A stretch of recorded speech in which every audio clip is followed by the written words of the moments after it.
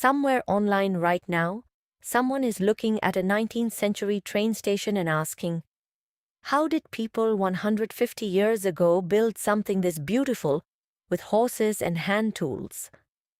That question is the entry point into one of the strangest conspiracy theories of the last decade. Tartaria. Believers say there was once a global technologically advanced empire that built the world's grandest architecture. Train stations, cathedrals, even the US Capitol.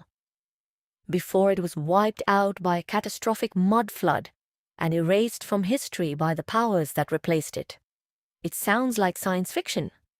But type Tartaria into YouTube and you'll find hundreds of videos, some with millions of views, presenting this as suppressed history. So where did this come from? What's the actual evidence and does any of it hold up?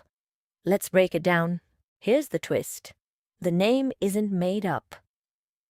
Tartary was a real term used by European mapmakers from the 13th century onward. But not for a single empire. It was a loose, geographic label for the vast, poorly mapped stretch of Central Asia and Siberia, home to various Turkic and Mongol peoples collectively called Tatars by outsiders.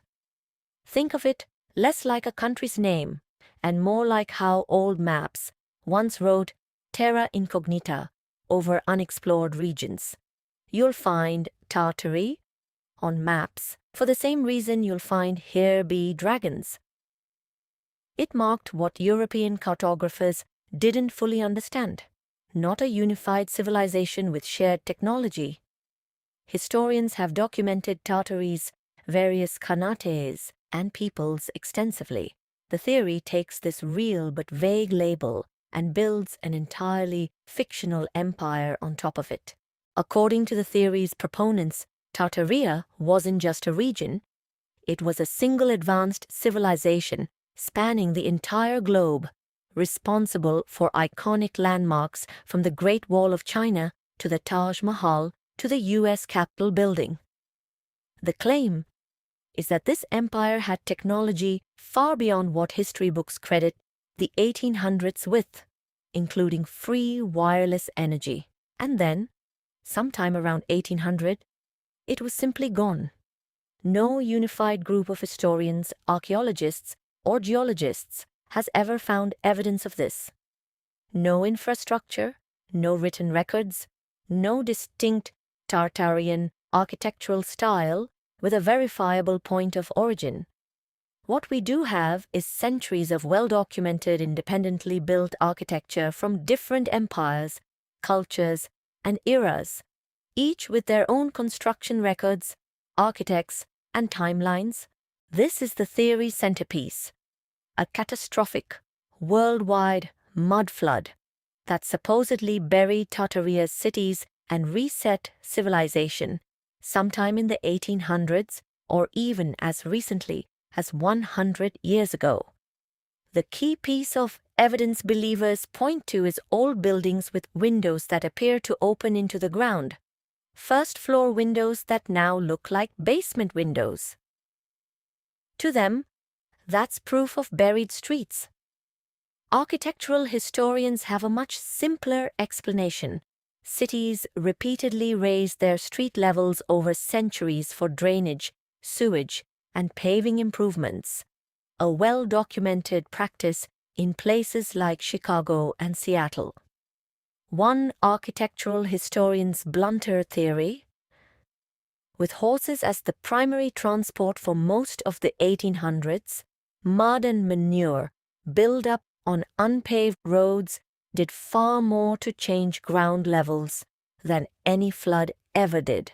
A recurring argument in these videos is that 19th century buildings are simply too good to have been built with period tools.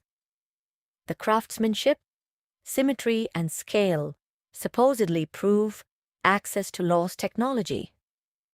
But this claim skips over something huge: the sheer scale of skilled labor available in the 1800s. Stonemasons, sculptors, and architects trained for decades in guild systems Construction projects employed thousands of workers for years at a time, and steam-powered tools, cranes and pulley systems were already advancing fast by the mid-1800s. We also have the paper trail. Blueprints, worker payrolls, newspaper coverage, and architects' personal letters.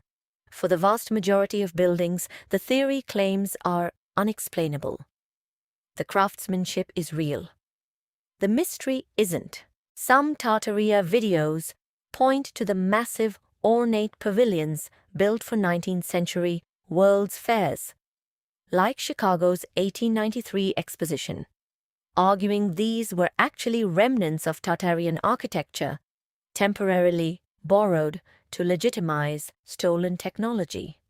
In reality, World's Fair buildings are some of the best documented structures in architectural history. We know the architects by name, the budgets, the construction timelines, and notably, most of these fairground buildings were built from temporary materials like staff, a plaster and fiber composite, specifically because they were designed to be demolished after the fair ended. That's not a cover-up. That's literally why so few of them still exist today. A detail conspiracy theorists often use as proof of erasure, when it's actually just architectural history working exactly as documented. Tartaria isn't an ancient theory rediscovered. It has a documented modern origin. Researchers trace its roots to Russian language alternative history, alternative Neoveria, communities heavily influenced by mathematician Anatoly Fomenko's new chronology, a fringe theory claiming most of recorded history is fabricated or wildly miscounted. From there, Tartaria-specific content circulated through Russian forums before migrating to English language, YouTube and Reddit, around 2016 to 2017, where communities like r/Tartaria and r/cultural layer took shape. This matters because it undercuts the theory's own premise. It doesn't have ancient roots or hidden archives behind it. It has a traceable birth in early 2010s internet forums, growing through the same platforms and algorithms that spread most modern viral conspiracy content. So why do millions of people watch these videos? It's rarely about architecture. Researchers who study the theory point to a broader pattern: distrust in institutions. Historians, academics, governments, combined with a hunger for a hidden, forbidden story that makes the viewer feel like they've uncovered something official sources don't want known. TikTok and YouTube algorithms reward exactly this kind of content because what they don't want you to know hooks attention far more effectively than "here's how street paving worked in 1870. One architecture critic has even called Tartaria the QAnon of architecture. Not because of shared politics, but because of the identical structure, real anomalies, reframed as evidence of a vast cover-up, spread through communities that reward each other for going further down the rabbit hole. Historians, architectural critics, geologists, and archivists have addressed Tartaria directly, and the consensus is consistent. There's no soil record, no lost written language, no independent archaeological find anywhere that supports a global advanced empire wiped out 100 to 200 years ago. Every specific claim, from misread old maps to unexplainable buildings, has a documented, mundane explanation once you go looking for the original records. That's not historians being defensive. It's the actual paper trail winning out over speculation. The theory's defenders sometimes respond that history is written by the winners, which is true in a broad sense, but it's a very different claim from an entire global civilization existed and left literally zero verifiable trace. Here's the thing worth sitting with. Tartaria isn't really about 19th century architecture. It's about how good a story can feel when it promises you the world is hiding something bigger than what you were taught. That instinct to question official narratives isn't a bad one. Healthy skepticism is exactly how real historical revisions happen, through actual evidence. But Tartaria swaps that process for something easier: pattern matching random old photos into a story with no records, no artifacts, and no consistent internal logic between the hundreds of videos telling it. The old buildings are real. The craftsmanship is real. The empire that supposedly built them, and the flood that supposedly buried it, that part exists only on YouTube. If you want mystery, real history has plenty. It just comes with paperwork,